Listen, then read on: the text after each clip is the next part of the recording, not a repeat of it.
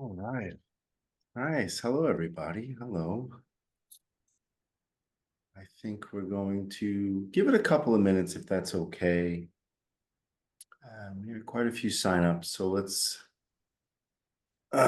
just invite the bulk of the gathering so we could sync up and introduce ourselves and get into it.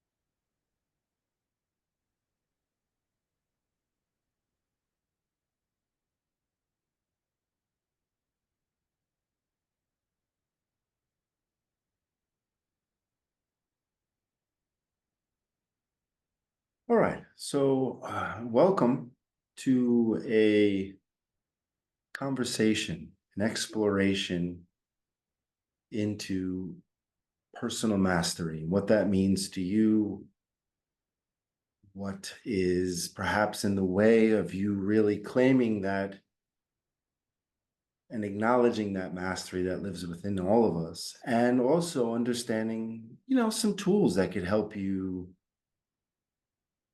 stay the course, so to speak. So, for those of you that don't know me, my name is Kuldip Quinterno. I am the owner of the Helsinki Healing Arts Center and the school here in Helsinki, Finland. And this is my dear friend Alfred. Alfred, would you like to introduce yourself? Good afternoon, everybody. I'm in Tucson, Arizona. It's currently approximately 9 a.m. here, if I'm not mistaken.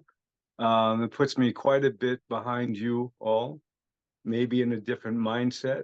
It's winding down for you over there and just starting up over here for me. Very thankful and happy to be here. Kuldip is indeed my very dear friend for maybe over 30 years. I knew him when he was a little boy, and he knew me when I was a little boy.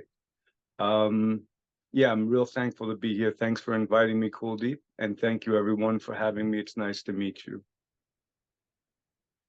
Excellent. Well, I have a little outline laid out for us tonight, so that we could somewhat, stay in the lines, but also have some artistic freedom. What I wanted to do is I just wanted to energetically sync up with all of you so that we can really create this special field, this special space for magic to happen. All right. And that's kind of why Alfred and I wanted to put this presentation to you to give the opportunity for something big to come through, to hold the space for your own self mastery to reveal itself tonight. So, what I'd like to do is a very simple 2 or 3 minute breath rhythm so that we can start to come in the same breath. All right. So, this is an old Kundalini technique. And what it does is it creates synchronicity not only in the body, but in the field around you. Because remember, we're pulling energy in and we're letting energy come out. So we're creating a different resonance in our field. So if I would invite you to just sit in a nice, comfortable position, make sure you feel, good and centered and calm. Okay. And then what you're going to do is you're going to roll your pinky and your ring finger of each hand. Okay. So peace, man, but close your fingers and bring your elbows up a bit so that your fingers face each other, but don't touch. Right.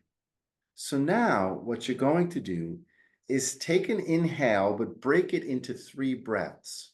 1, 2, 3, and then exhale from your mouth.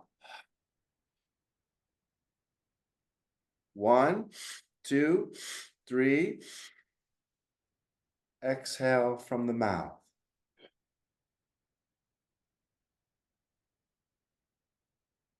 1, 2, 3. Exhale from the mouth.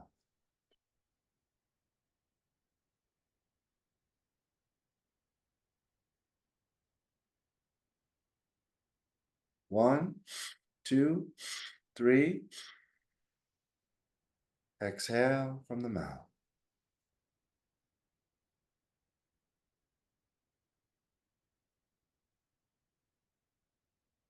1, 2, 3. Exhale from the mouth. 1, 2, 3.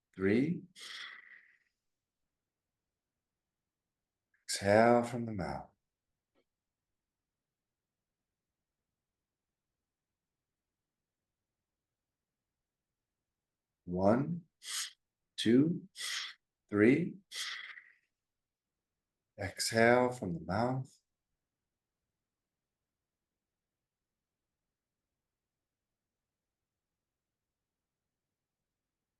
1, 2, 3. Exhale from the mouth.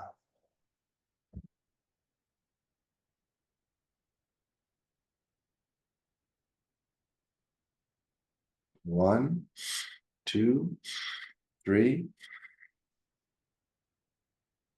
And exhale.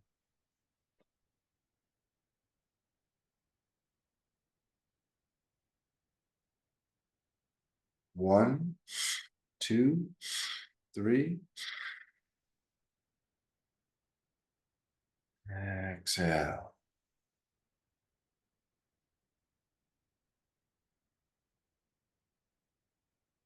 One more. 1, 2, 3. Hold your breath. Lift your heart. Relax your eyes. And exhale from the mouth.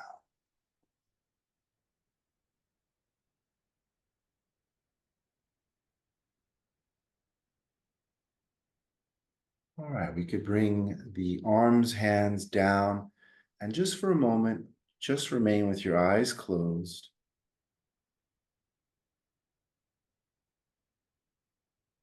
And become a little more aware of yourself, what that feels like.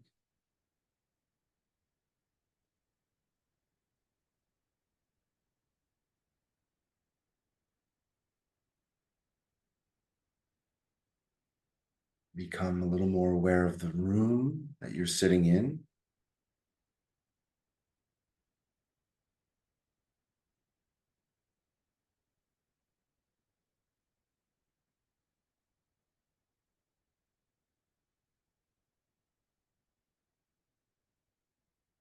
And also see if you could feel the energy of the group that's tuning in right now. See if you could fit your way into the puzzle of this group energy. Allow yourself to fit.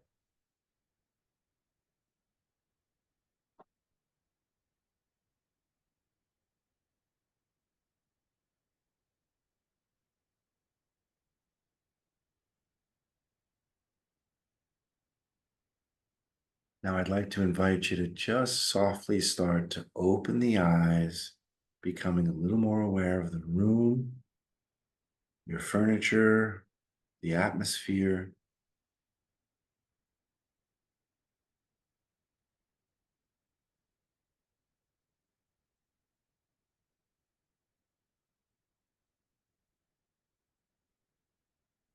Good. Right. So,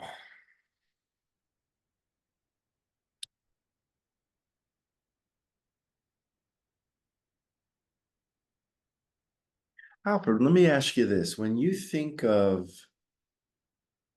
your own personal mastery, can you describe that for me or for us? Sure. Thank you for that guided visualization. Really nice. I hope it worked for all of us. I just want to say before I answer your question that visualization is a big part of my life and my practice. And if you listen to people who have personal mastery in their lives, if you listen closely, you'll find out that many of them use the practice of visualization. It's a really excellent tool. Something I started when I was very young. I thought everyone did it. I took it for granted. I sometimes went out of body. I sometimes practiced mirror gazing. I led a pretty rich internal life for most of my early years, way before it became fashionable, or even before I knew that it was commonplace, or rather not so common. And through the years, I dialed it down a little bit. I guess started to see results, manifesting what I wanted to be, how I wanted to look, how I wanted to act in my life through visualization, setting that intention decades out, not just moments, but decades out, and actually living into that visualization as a manifestation of the visualization. But slowly over the years, after having gained success in those things I manifested, got a little lazy. I didn't do it as much. In some cases, I felt a little goofy, for lack of a better word. This was maybe 20 years ago or so. I think a lot has changed since then. I think we're seeing a lot more spiritual awakening these days, and these practices are becoming, if not the norm, they're not as eccentric or far out as they used to be. I guess what I'm trying to say is that mastery is a work in progress for me. And my idea of mastery has to remain in flux. And I do that by trying to be humble. Humility will keep me grounded and open to where the source of this whole thing, the source of life itself, will take me. So I've had to practice very hard at detachment. That's not to say that I'm trying to be aloof and cold. It is to say that I want to be a part of the world and present, but not attached to the outcome of my actions or the actions of others. To do my best, to be present, to be true to myself, and the rest is up to source, universe, the Tao. So for me, it is a work in progress. Sometimes feel I'm not much closer than I've ever been. Sometimes I feel that I've fallen back quite a bit. But there are a few principles that we're going to talk about today that I use, that hopefully you can use as signposts, as principles to live by, as kind of a guidebook to fall back on these 3 or 4 or 5 principles when you're in doubt, when you're unsure, when you feel like you're out of alignment, and just keep practicing those principles. And I don't think you can go wrong. It hasn't steered me wrong. It serves me well through the ups and downs. And I'm looking forward to sharing that with you all. Good, thanks. Yeah, well, when I think of personal mastery for myself, it's changed over the years. It's not what it used to be, 5 years ago. Even last year, things have changed quite a bit.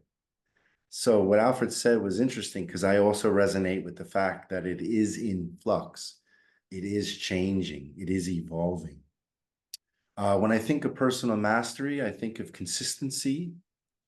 I think of discipline, but not to the point of self-mutilization or self-hate, more in the sense of self-love. I put myself first. I have firm boundaries. I see the world and I deal with time in a way that I'm comfortable with. I'm not being rushed by life, but I'm actually sitting in life. So I would ask all of you to take a moment and I ask you, what is personal mastery to you? What does it look like? Can you describe it? Take a moment.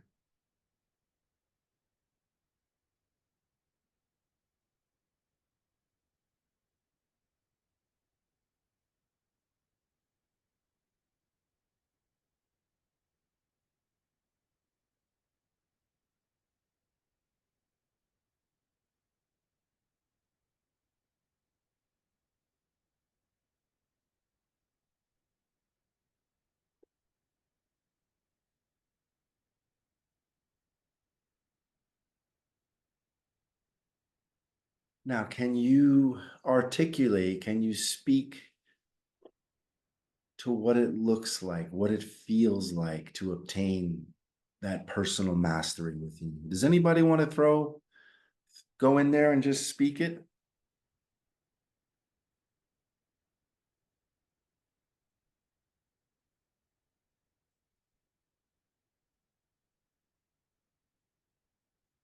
I can say something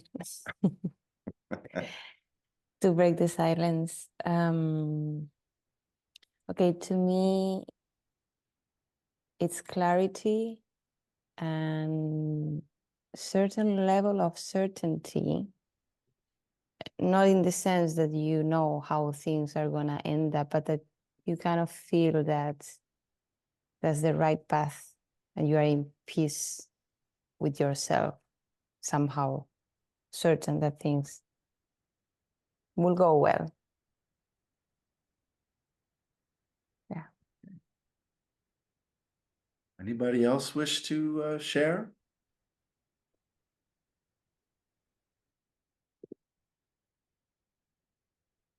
Maybe we could kind of just riff off what we just heard and try to flesh some of that out.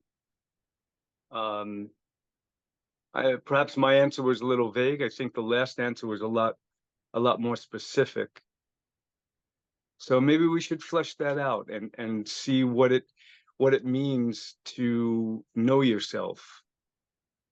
Do we all know ourselves? Are we so sure that we know who we are? Before we could be certain of anything outside, we'd have to be certain about who we think we are, right? So is that such an easy question that we can assume that we all know ourselves? Because I'm not so sure it's that easy. I think maybe we could explore that a little bit, because it probably all starts with that awareness of who we are. And then the other steps that we're going to talk about that you all could bring mention to and talk about, in my opinion, is going to stem from that core awareness, self-awareness. If we're going to talk about alignment, we have to know who we're aligning with, who's aligning with what. If we're going to talk about clarity of who we are, what is that person that we're clarifying? Are we just doing things for an idea of ourselves? In my way of thinking, there are distinctly two selves. There's the capital self, capital S self, and the lowercase s self. They're not really two. I don't mean to say that we're schizophrenic in any way. It's an illusory two, but it's an adaptation that we have to experience. I see it as we have a higher self, that's the capital S, and we have a lowercase s, that is the ego self. And that's where we meet the world. And we achieve things and do things and have our experience. And I think aligning ourselves with one or both or the other may offer us some insight as to how successful we are to ourselves. If we're aligning oneself with goals that does not align with the other part of ourselves, we might feel unfulfilled after we've achieved those goals. Our Sure. sense of purpose might evade us. So maybe we could talk a little bit more about that. What do you think, Kuldip? Well, yeah, actually, I brought up that question because what I wanted to illustrate, what I wanted to present is the fact that it's very different for everybody. Alfred's idea of personal mastery, my idea of personal mastery, there's some similarities, but it's different. Yours, I'm sure you had a moment to think about, what does it look like if I was really at that state of self-mastery? Would I feel different? Would I look different? Would my life be different? All those things. I wanted you to taste a little bit because, yes, Alfred, we're going to definitely dig into that to really what's holding up all these ideas, principles, and all that stuff. But I just wanted you to get a taste of, where are you right now with your personal mastery?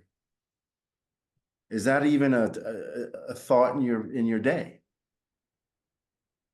That's kind of why I'm asking this question. Does anybody else wish to throw their hat in? Yeah, go ahead. Hop in. Hey everyone. Was it just me? No one else? Yeah, go ahead. You're up. Yeah. Okay, cool.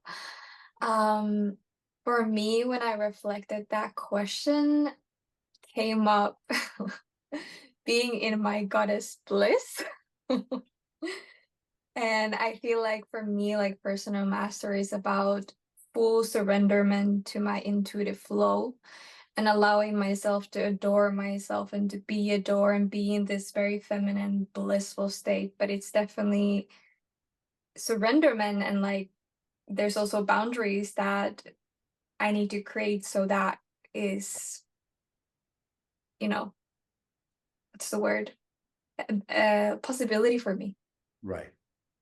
So yeah, that's a snippet of what I saw, felt. And when you were saying that, what I was getting was going back to what Alfred just threw into the space, which was who's speaking? Mm-hmm. Who's speaking? Which voice is articulating these premises? Mm-hmm. And I know Alfred a long time. Alfred's going, it's the one all the way in the back that we need to connect with. It's that one that is, the generator of all these aspects of self.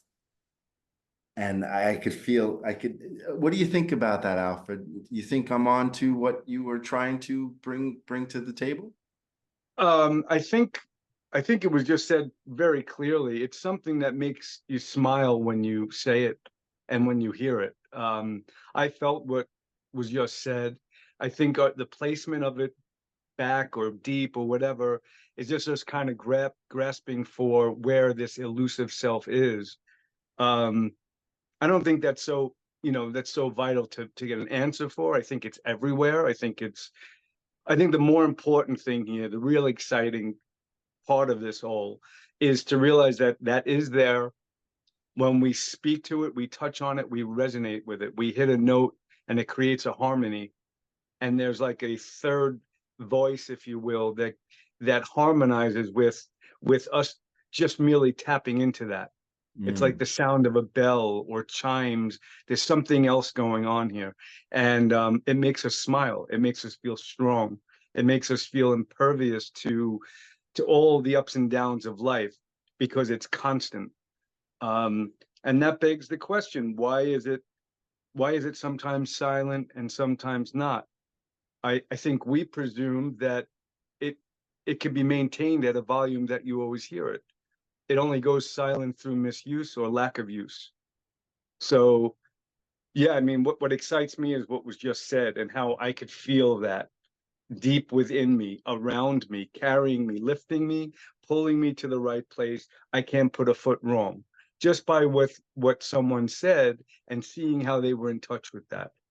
Um, I'm comfortable with using the word soul or intuition. To me, it's one big process.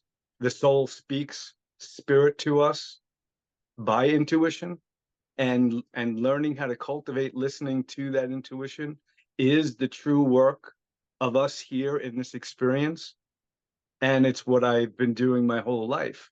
It's very important to me. It's very exciting to talk about. yeah, no, it's very exciting to talk about. The I like when you use the word tone. When I think of when I feel into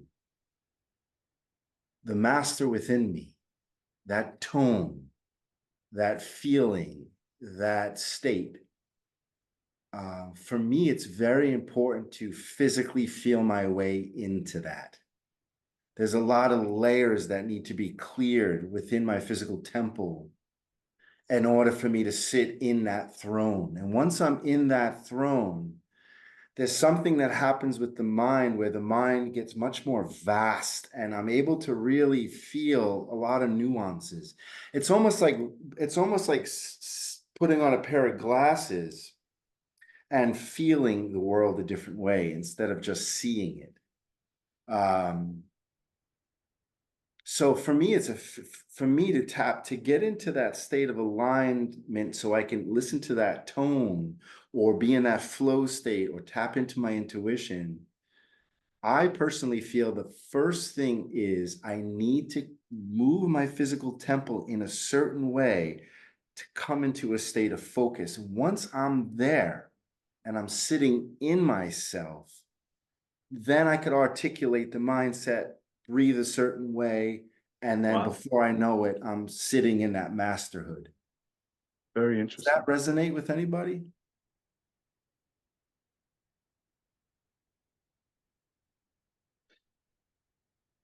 So it's likely different for each person, right? How they sit with that intuition, how they reach that tone.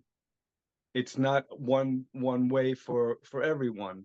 The No. tone is one, but the way to it are many, right? Right, because my childhood was different from your childhood.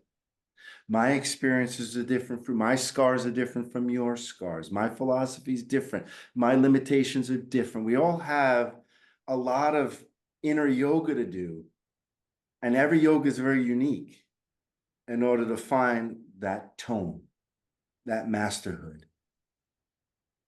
So that's what we're opening up tonight is it's there. It's there. I'm sure you've tasted it. Now, how do we stay around it? How do we hang out with it? How do we let it make decisions for us? How do we allow it to heal us? Very good, very good.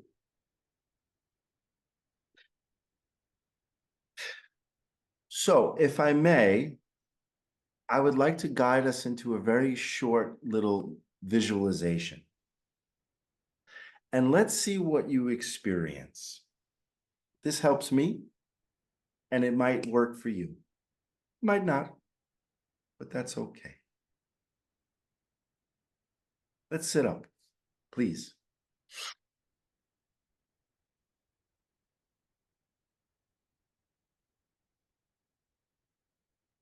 Close your eyes.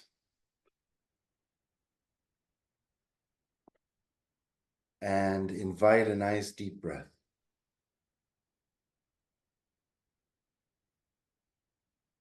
Relaxing any tension that you feel.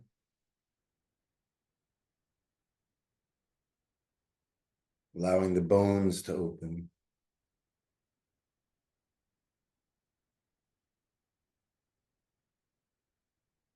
Allowing the tissue to open, allowing the circulation to open. Allowing the pressure in the eyes, face, forehead to open.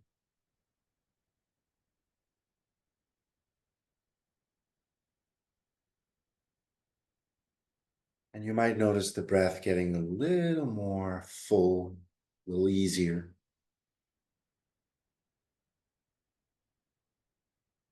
You might feel a wave of relaxation or joy. These are all little telltale signs that we're getting close to the master.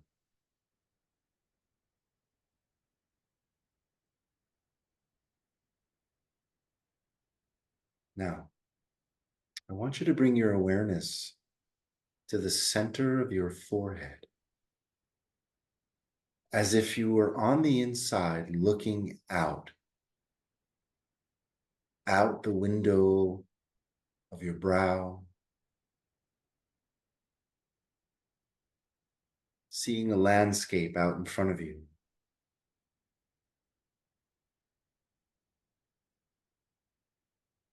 Seeing what that feels like.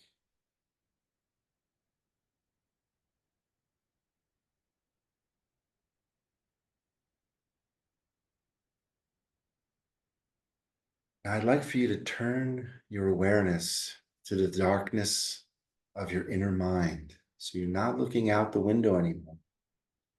You're looking back into the darkness of the mind. And as you move into that darkness, you notice a light. And as you get closer to the light, you notice that it's actually an elevator light. You're invited to step into the elevator and push the only button that you can. And as you do so, the doors close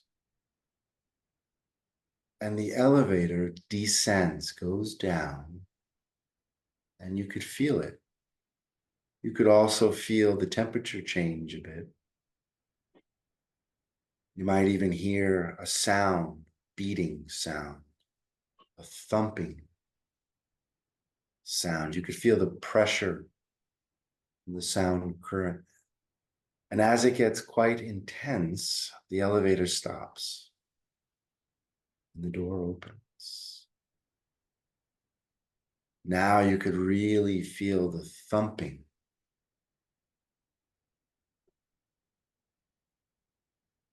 And as you move forward, you notice a beautiful door.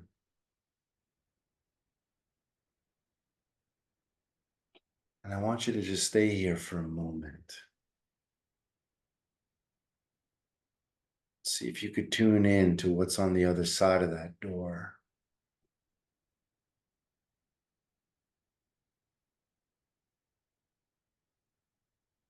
And when you're ready, you can open the door.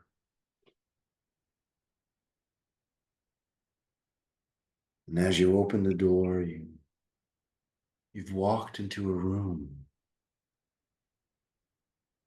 that's full of things for you. Take a moment here. This is important to just get an idea of what is in this room.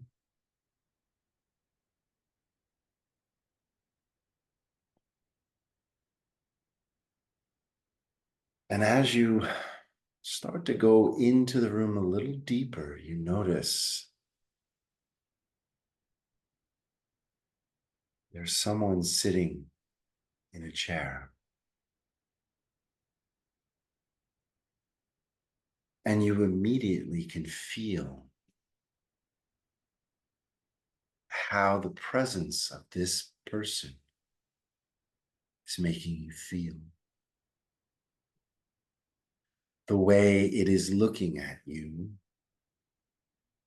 the facial expressions, the clothing that it might be wearing, the length of the hands and fingernails, the structure of the face, the complexion. I want you to kneel, go down to your knees in front of this being.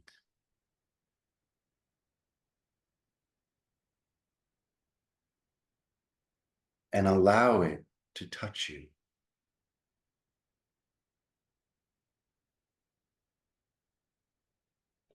And as you do, you can immediately feel a very unique state of being.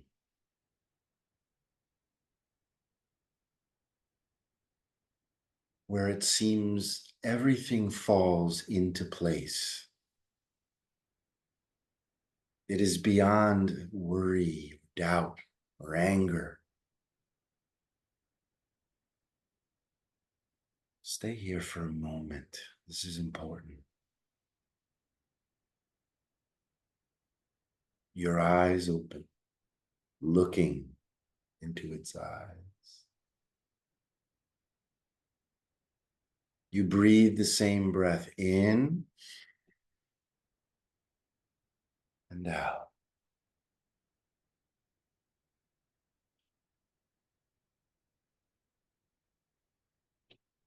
It removes its hands. Then you begin to stand, digesting and integrating what you just experienced.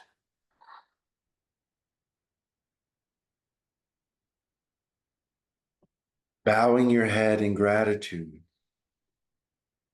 as you have met the Master. Walking back toward the door, opening. Into the elevator you go, pushing the only button. Up you go to the dark of the mind. As the door opens, you walk to the front, to the window, feeling anew with wisdom and insight. As you begin to open your eyes slowly and come back.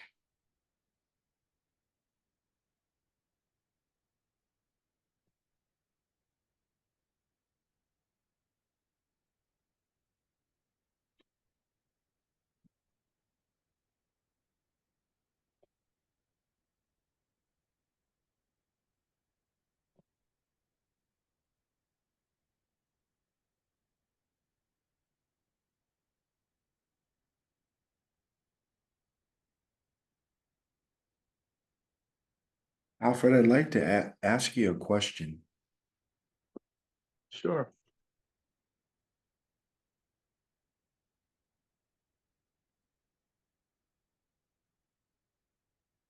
What do you feel blocks a person from living that experience of self-mastery? What's your take on that? What's in the way? I think it could be anything the mind and the emotions conjure for the person. It could be something that happened at 2 years of old. 2 years of age, rather, excuse me, that you've since forgotten, that just is in the tissue of your being. It's a reaction, an habitual reaction to trying to get in touch with that intuition and becoming limitless, that expansive, open, childlike, full blossoming, heart open flower feeling at some point was tapped to shut, was hit to shut, and you shut it down, either because people made fun of you or because you didn't like your own smile. Whether you did it to yourself or it happened to you, ultimately you're in charge of letting that limit you.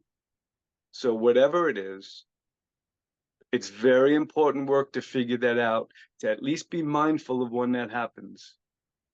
And doing the visualization that you just led us through, when that tightness comes up in your mind, when that hesitancy, when that I'm not fully open feeling is kind of just very subtly keeping you from being an open, limitless, happy, joyful person, a whole person, you may not be able to fix it in one sitting.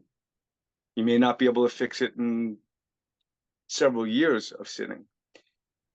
But what you can do is you could be mindful of it and you could watch it.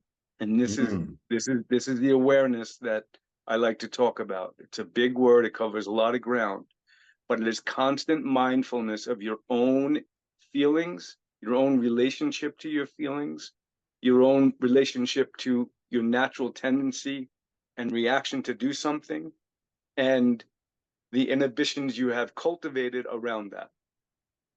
I just ask that we all, myself included, remain mindful and watch that process.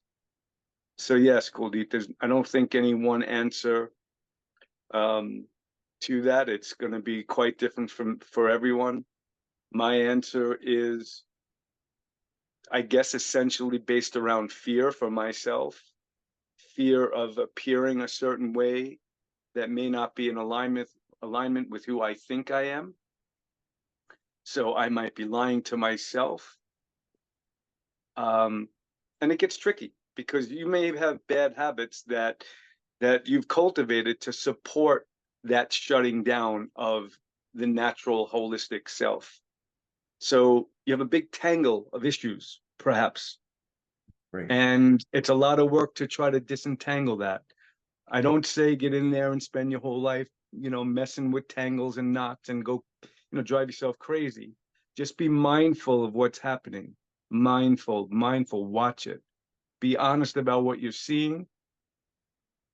Do that diligently, and at some point, naturally, you'll progress to the next phase, which will be the dropping away of those inhibitions, because they'll no longer work for you. They act best when they're in the dark, when they're functioning without your awareness. They get away with murder when you're not looking, when the true self is not watching, when the parent of your inner child is not watching, the bad child does, et cetera, et cetera. Yeah, that's a great point. That to be aware, to have that awareness, to understand when it's coming up, when it's tightening you, right? When it's not allowing you to relax into that masterhood. The thing is that I don't know if you've all had an experience when we did that little visualization or even did some of the breath stuff, but it's there.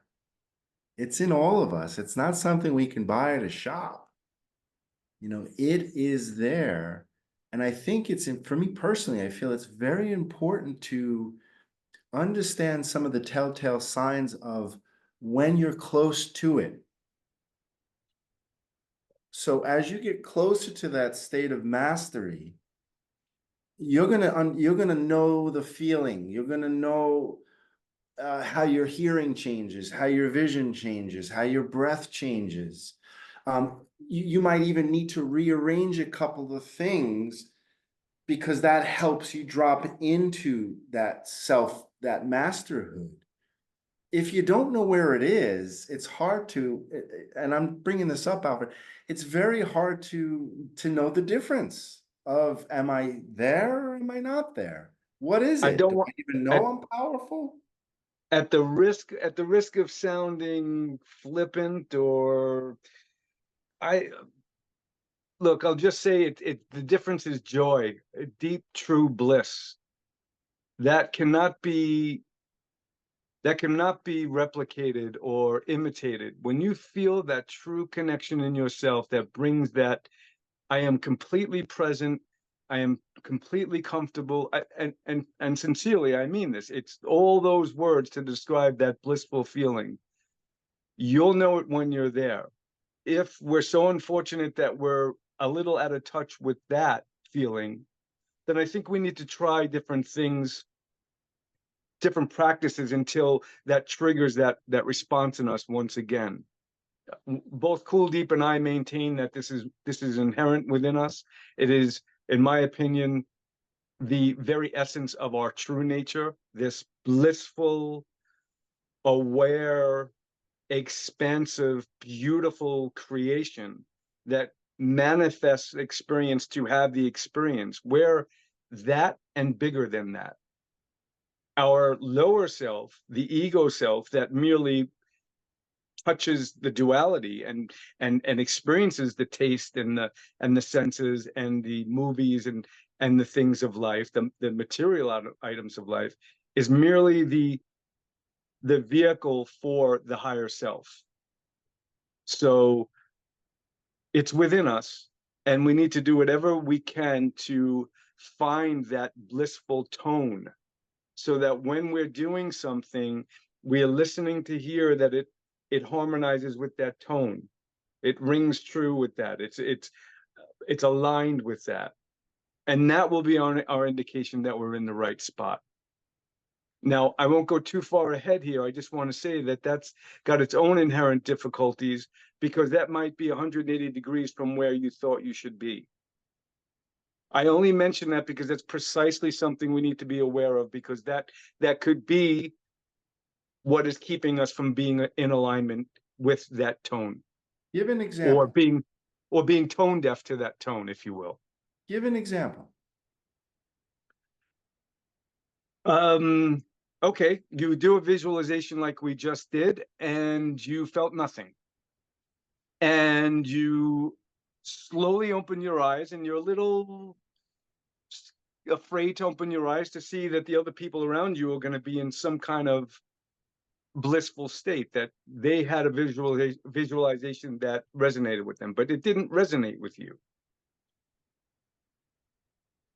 How you feel around not completing or sharing in that blissful moment, or you think that you failed in achieving something, will tell you a lot about where you are in terms of your alignment with your true self.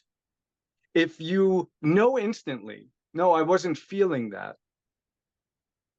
and you reacted in a way that kept you in alignment with who you are, that could be going along for the ride in visualization, saying, oh, there's an elevator. Oh, there's a person sitting in the chair. Oh, that person is me. Oh, I'm watching me approach. There is no difference. Ah, no elevator, no me. When you have that kind of attitude with not fitting in a situation, you have some kind of personal mastery. You have some kind of awareness of what your true self is. And you could see how that's different from where you thought you were supposed to be. So you can measure that distance. Now, I prefer to take a very humble approach to that. I've had times in my life where I wasn't so humble, and you say, that's not for me, and you kind of push it away and even get angry and feel insulted because it's so important to be in alignment with myself. Don't take me out of myself, whatever. Those are natural stages we might all go through. And I don't know that ever goes away. The urge, at least, may never go away. But what you want to do is you want to have that awareness to what's good for you. And you also have to have the certain amount of bravery and courage to rest in that, even though it might be 180 degrees opposite of what the mass of people are doing. The very people that you chose to be with. and finding not simply peace with that and going along with the flow, but realizing that, yes, I'm going to keep my cool here. I'm going to enjoy the experience, but I know that that's not me. I don't resonate with it. And I know where to go to put myself in alignment with that. So I don't know if that was clear. I'm sorry. No, I think it was clear. I like the fact that, you know, some people might not be able to relax and allow themselves to journey, you know, within themselves, even though they might use a different approach or a different visualization or no visualization, breath, whatever it is. But I think like the blocks that we speak of, a lot of it has to do with one, what kind of physical trauma a person has. Can they even relax in their body? Because if that's not possible, it's very difficult to attain masterhood. Number two, Right. can you collect your thoughts? Do you have some negotiation skills with your mind, or is it totally leading and you're just showing up for work? It's the Right. CEO and it tells you what to do, and the whole day you're at its mercy. So that could be a block. Not being comfortable even speaking of spirit, you know, that's been completely shunned out of your existence. There is no So God. maybe, Don't even think about that. You're being foo-foo. They're all crazy. All these things that we all have them to some degree. You know, these things, and this is kind of why Alfred and I are starting this conversation, is because we're really looking to go further with this. We're looking to really bite into this, to explore where it is we're getting hung up. And we're doing this as a collective. We want to do this as a group because why do we want to do this as a group, Alfred? What do you think? Where do you because we think the need the power lies? feedback from the people who are invested in this to tell us where their blocks are, because that's the first step for them being in touch with with their true self. If I presume to know where person A is in their journey and smother them with my, remedies, they're missing an integral step to true mastery. That is realizing that all the work and all the tools you need to do that work is only ever present within you. So it's of the utmost importance that you learn how to discern that within yourself, aware of where those blocks are within yourself is the first biggest, most best investment you can make in doing this work. And then when you come to us, people who have the urge to heal, in my case, to guide and point in the right direction for a myriad of reasons, I need to hear that from each one of you so that we can get the dialogue going, because I'm going to learn as you're learning. You're going to teach me as you're learning, vice versa. It takes on a life of its own, so that starts this churning process that will get hitherto emotions moving. The blocks that you had hitherto that were invisible, now we're shining a light on it. I think everyone has their own twist on what their blocks are or what they aren't. And to talk about that in a group setting or in a one-on-one setting, or at least get it out of your own head and try to get some perspective, Yeah. is greatly needed. And that's what I'd like to think we're here for in some level. And it's an open invitation. It's for me, I'd feel a lot comfortable talking less. It's too vague talking about these concepts and not really talking about something specific. But if you can come to me and say, it could be just, I feel tense in my neck when I try to do a visualization, whatever it is, we now we have a point to start, to work from, as opposed to just being this amorphous, vague concept of blocks, not blocks. Do I really want to do it? We need to narrow this down if we're going to make any real progress. So the steps that we talk about all kind of fold into this. There's a process. It is always in flux. It's not as if it's linear, but there are these guideposts that we mentioned. that can help someone to get their bearing in this often amorphous, the deep end, as it were. You know, a place that we don't want to go, but we feel we need to go. And so we offer that you know, that guide in you to get in touch with the guide in us, to bring that out to help you along the way and hopefully clarify these things. So yeah, it's very important that we have an open dialogue. Just giving out, you know, these principles and talking, you know, in concepts alone, in my opinion, doesn't really help to do the work, the true fixing, or the true achievement of gaining personal mastery. Yeah, I mean, what I used to do, because I'm a martial artist of many years, so every week I'd meet and I'd be in the presence of a master, and he would bring something to the table, and he would say, "Practice it here. Let me see." And he would say, "All right, well, these are a few things that I'm feeling that need to come into better focus for you. Now go practice that for a week, and come back, and let me see you do it again." And what I notice is that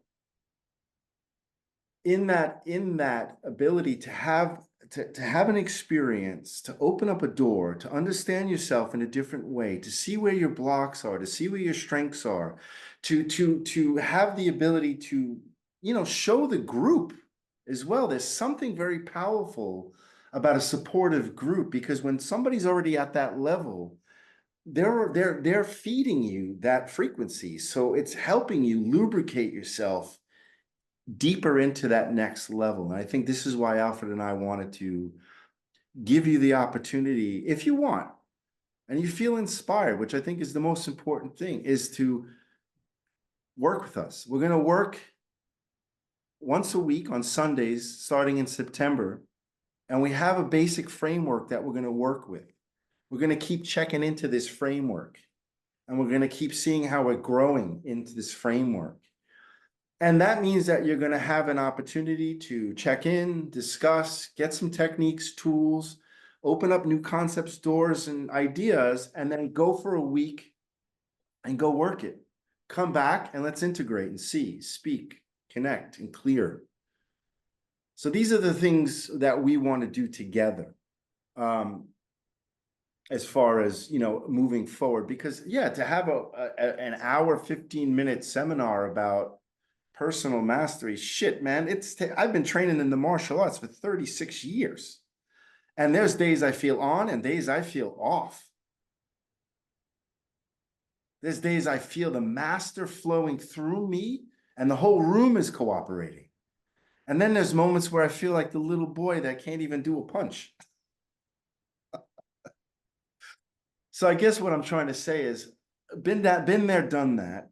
Alfred as well. Know him a long time, through many different phases. And we're here for you, if this is what you want. You know, why do you give away your power? Why do you make yourself so small around certain people? Why do you poo-poo and speak bad of yourself? The master doesn't do that. The master doesn't give away his or her power. The master doesn't ask for other people's, should I buy that? Should I not? Should I paint this? Should I do this? Master knows. And I really, truly believe, and Alfred and I are in sync about this, it's time. Nobody's going to save you.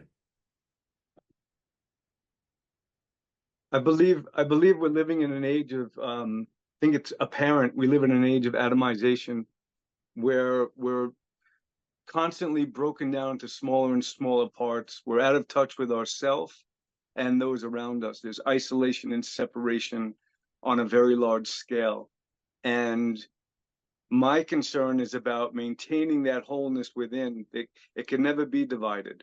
We simply let ourselves be divided to have an experience that's a blissful, beautiful thing. It should never become that someone is breaking us down, or we're allowing a situation or a person to break us down, so that we're fragmented and not in touch with our wholeness, the master within. It's very important. These times I feel deeply the urge to have union with people and discuss these things in an open, safe forum, so that we're cultivating this kind of campfire we're all around. We're gaining warmth and light from it. We eventually cook from the same fire. And then furthermore, we can now take from this fire and bring it to other circles of persons so they have their own fire and spread it in that way. That would be the ultimate goal, if there is any goal outside of aligning ourselves with personal mastery. It's to see the world reflected favorably by being the master in ourselves, seeing that reflection, because what we are is reflected in the world. We just have to clean that mirror, clean that mastery mirror, so we can see the master clearly. And when we can see it clearly, the world can see it clearly, and then the world is a slightly better place. And there's the work. Because, you know, for many years, I spent a lot of time with Alfred, and he's been on this journey a lot earlier than I have. And I remember him not going with the crowd, man. Come on, Al, let's go hang out. No. He was always very close to, what would you say, Alfred? What felt right, or what was in your truth? Yeah, my intuition. I learned early that, you know, that voice, that resonance, that harmony we touched on earlier was the most beautiful thing in the world. It made sense of why I was here. It made sense of this flesh and this death and this life and this loss. It was the one unifying idea that made sense to me. And so I treated that as the master, and that's where I prostrate myself before. That's my loyalty, is to honor that. And when I was being pulled in directions that were, I'm not going to go into how I knew, let's just keep it, it was my intuition saying, this is not right for you. It was, in a lot of cases, I have to admit, it was because I wasn't so firmly grounded in what I wanted to do, in some cases. And I thought, well, that I can't go there because it's going to pull me from who I am, and I need to remain who I am and follow this master. But for the better part of my life, it's been more about knowing that taking that path is taking me away from what the only work I need to be doing. And that has its own inherent struggles, Kuldip, because now you're doing things that are not necessarily bringing in the big bucks or making you the most popular. And when the societal pressure is such that you're feeling it, then you're going to have all kinds of body and emotional and subtle reactions to that. So now you have to do more work to be aware of what you're taking on and keep that clean, so you don't become unhealthy or diseased or imbalanced. Yeah. So it's having the presence of mind to know who your master is. It's within. I'm following that master. My intuition speaks to me. That is spirit in my soul. I've refined my senses to listen to that. I follow it at all costs, not because it's going to beat me up if I don't, but because it's the most beautiful thing. It gives me peace and understanding, and that brings me closer to that bliss that I know. And it is an ongoing journey. It's not every moment that you're going to feel that. We're not selling snake oil here. It's not anything like that. It's an inner knowing that will get you through everything in your life, the good, the bad, the indifferent. And this is where it takes a lot of, you got to be in your heels, and it might come out like it stings at first. I remember, Alfred, some of those early times where I don't think you had the articulation and maybe even the heart space. I mean, you were coming from the right place, but I just think that it was still like, it was, you were still growing into it. Right. And it came like, it was like a knife. It was like, whoa, like, dude, what, I just, and over the years, you've really kind of, it's like it's the same impulse as if when you have a child and you want to protect that child, and I mean, I don't want to conjure up too specific a picture, because God bless the children. But just imagine someone or something threatening your child, how that that parental instinct would kick in, the lion would kick in.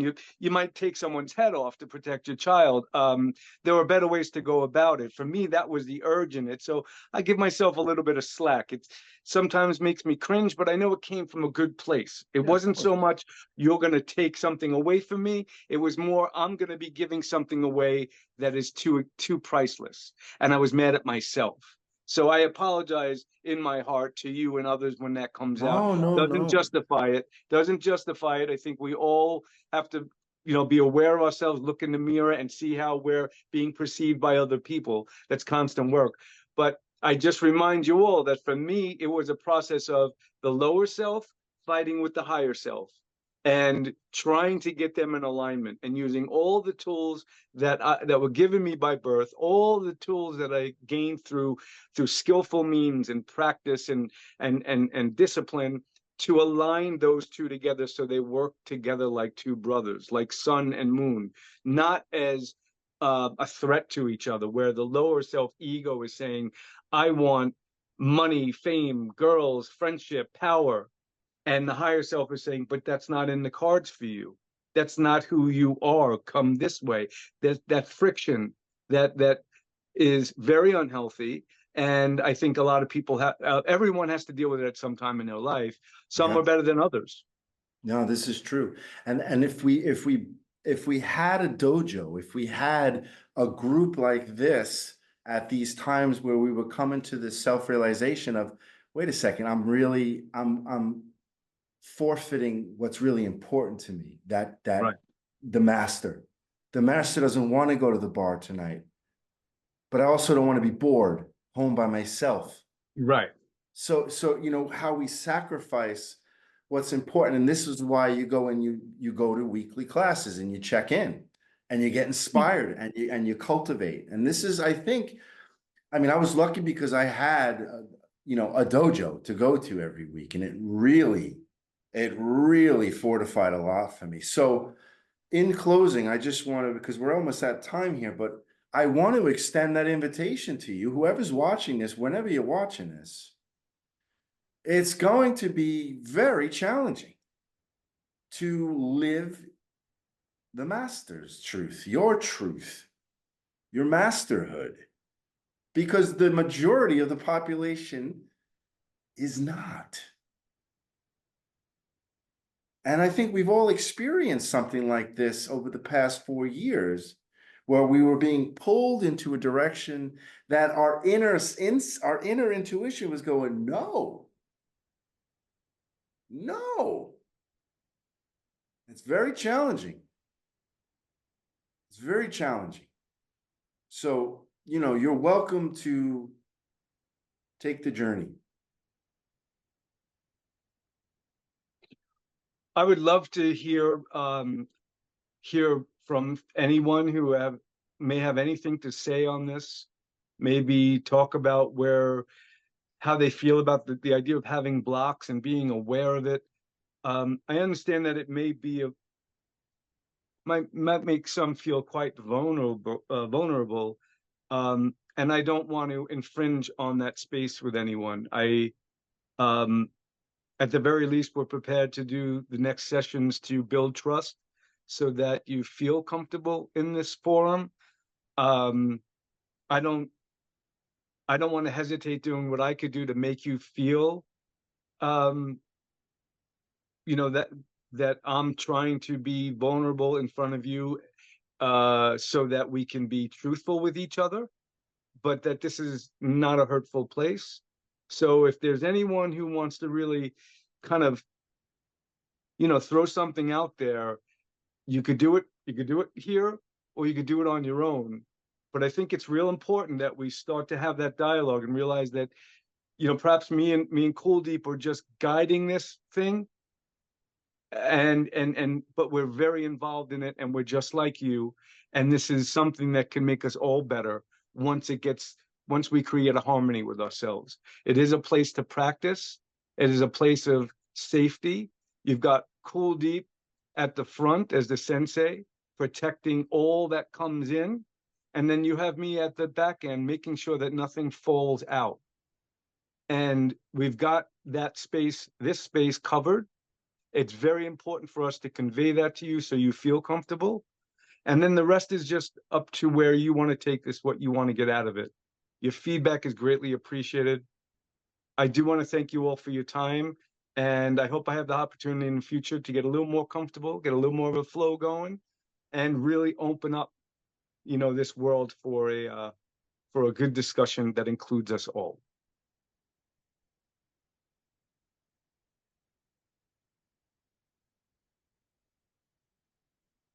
All right.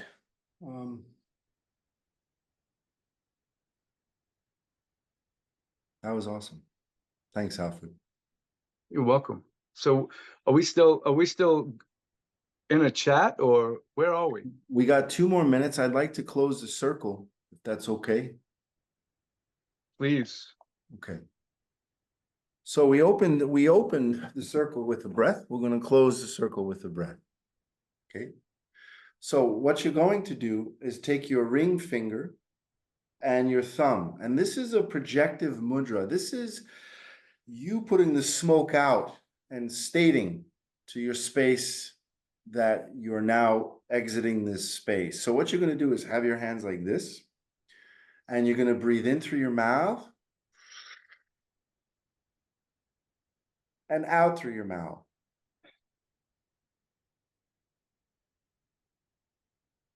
In through the mouth and out.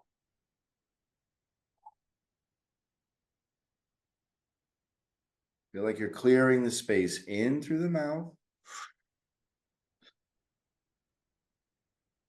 and out, blowing that sacred breath, blessing and clearing each one of us in this sacred circle.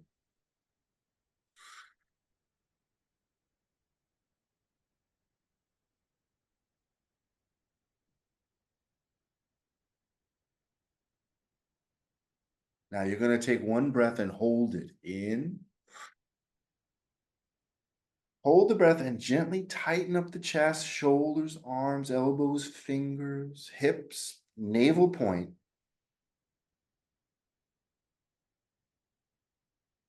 And softly blow the breath as you relax. Disconnecting, coming back to your sovereignty, back to your independence. And we wish you to walk in beauty, to walk in peace, and to be one with the Great Spirit. Thank you so much, everybody. Thank you, Kuldip. Thank you, Alfred. Bye. You, both of you.